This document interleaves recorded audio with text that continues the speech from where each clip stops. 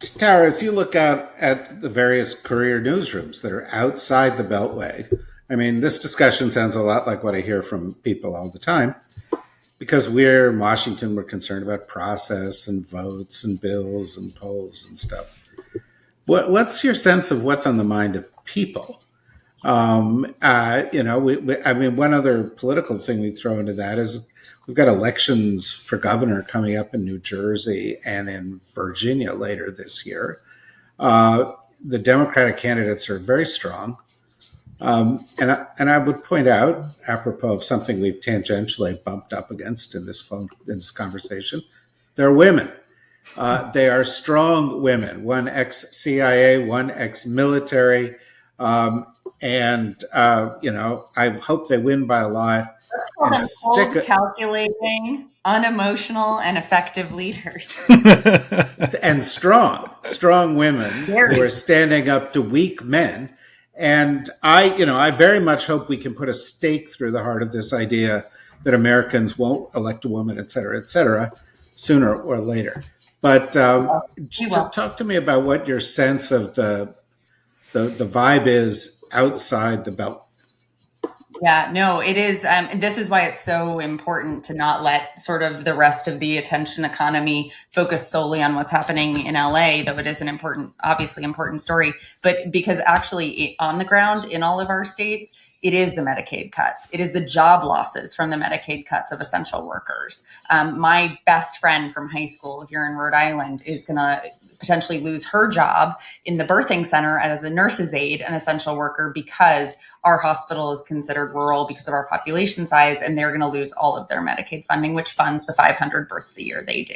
That is happening all over the country. People are anxious, they are nervous, they are worried, they're working in these critical jobs that are also going to get lost. That's part of the story of this tax bill and the cuts to Medicaid and healthcare. And that is what people are feeling, because they, like my best friend is not politically engaged, and she literally sent me the notice about them closing the birthing ward and said, I never thought that our work worlds would relate in this way. Because she follows what I do and everything, but like had no idea that this was coming and started to ask me for research. And it's because the state can't backfill the Medicaid dollars that they're going to lose from this. And so this is a deeply local, deeply personally felt crisis for people. And so that is where their heads are. That's where the folks showing up at the town halls that Democrats are having in red districts, that organizations are starting to have across the country. That's what they're coming out and saying, that their child with disabilities is going to lose their healthcare, lose their resources, lose their mental health counselors. They are really aware of actually how their lives are going to be impacted if this bill passes. So that's so important. And now they are starting to see real people in their community who they know, who they work alongside, or their children go to school with, be deported. That is happening everywhere because of these quotas. A bunch of our restaurants here in my town in Rhode Island just had their kitchens raided 2 weeks ago. So this is actually deeply felt locally. It's not just what's happening in the national news cycle. And that's where people are. And so that is why the polling, Simon cited at the top, is what it is. People are feeling shocked and confused and really anxious and scared, whether it's because of this bill that's coming or it's because of this horrific immigration. Can't even call it a policy. But it is horrific. Here's another thing it is, which most people don't want to talk about. It's impossible. Right. They can't deport 3,000 people a day. They can't deport all the millions. One of the reasons they can't is that, and here's a big shocker, there are 10,000 MS-13 members in the U.S., roughly twice as many as there are troops right now in LA. They're talking about deporting 20 million people, or 11 million people, or a million people a year. All those other people are contributing to their communities. They're good people, and so this is coming home to roost in an interesting way because a couple hours ago, as we record this, Simon, President Trump went onto social media and he said, I'm hearing from farmers and the hospitality industry that some of these people are long workers. Stand by for more. And this sounds to me a little bit like the trade negotiations. We're going to have a trade thing with the world. And then it's like, except that's a terrible idea. Oh, Okay, well, Taco Trump. yeah, well, it is Taco, and this is Taco too, and it's going to leave Stephen Miller really, really frustrated in more ways than one, perhaps. And so I'm just wondering if you talk a little bit about the fact that if they pass this bill, this is the only thing they're going to pass this year, and it's going to be hugely unpopular. And then what are they going to do? Distract everybody with an immigration policy that actually is hugely unpopular and can't work?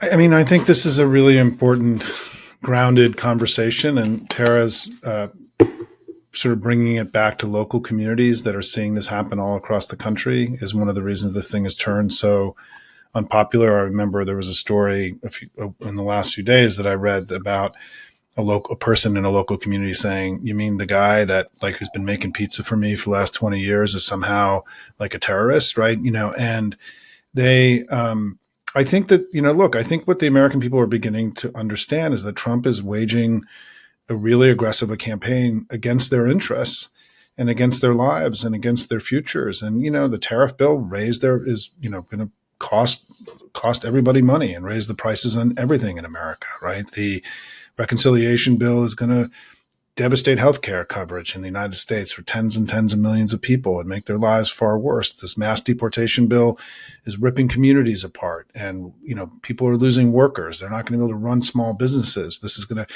do enormous damage to the American economy. The attack on science and academia and research and public health. I mean, we now have total crazy quacks running the vaccine part of the United States government. Of all the things that you want to start, the most successful public health initiative in the history of humankind, we're now going to start endangering the health of young people all around the country and allowing measles and these things to become great again, right? It feels like an assault. And now we have the military being deployed.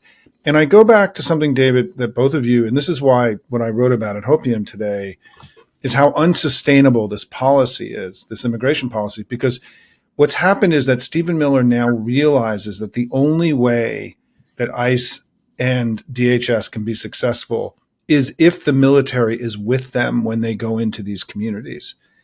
And meaning that because DHS and ICE proved to be incapable of doing anything more than the very sort of the lowest hanging fruit, right, in these communities. And because they now have to go into domestic residential neighborhoods as opposed to like a restaurant, right, or workplaces that are more easily targeted, if they really want to go do this next phase and to match, because it is 10 to 15 million people they want to remove. Let's be very clear. It's at least 10 million active workers in the United States. And it would be devastating for the American economy to lose that many workers in a time where we're almost at full employment. Many of whom pay taxes, by the way. And who pay taxes, right, and whose kids go to school. And so I think that what Tara was getting at, and I think she's right about this, is that there's this feeling of oppression, right?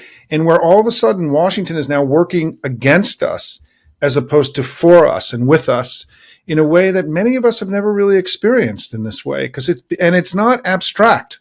What she's saying is this is proximate. People are feeling this in the real world. They felt it first with the tariffs, right? I mean, it's incredible how much the tariffs have become this kind of defining issue for Trump as the ultimate betrayal. He said he was going to lower costs, and the first thing he did is raise them.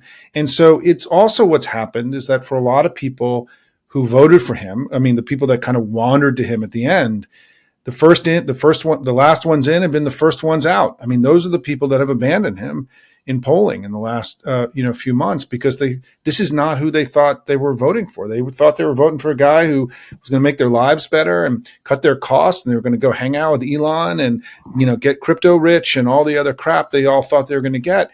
And the dude turned on them unbelievably. So the line I use is that what Trump really is to me and his presidency is about sabotage of the American project, plunder of our public wealth by him and his colleagues, and a betrayal of everything that's ever made us great and of the American people. And I think that, this is why, his numbers, look, there were two polls today.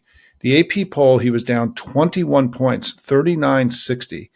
That's a worse poll than Joe Biden ever had. That's the worst poll that Joe Biden never had a poll that bad. And the other poll today that came out, it was Quinnipiac. He was at 38.54 minus 16. So he's now in places that we haven't seen a president in a very long time.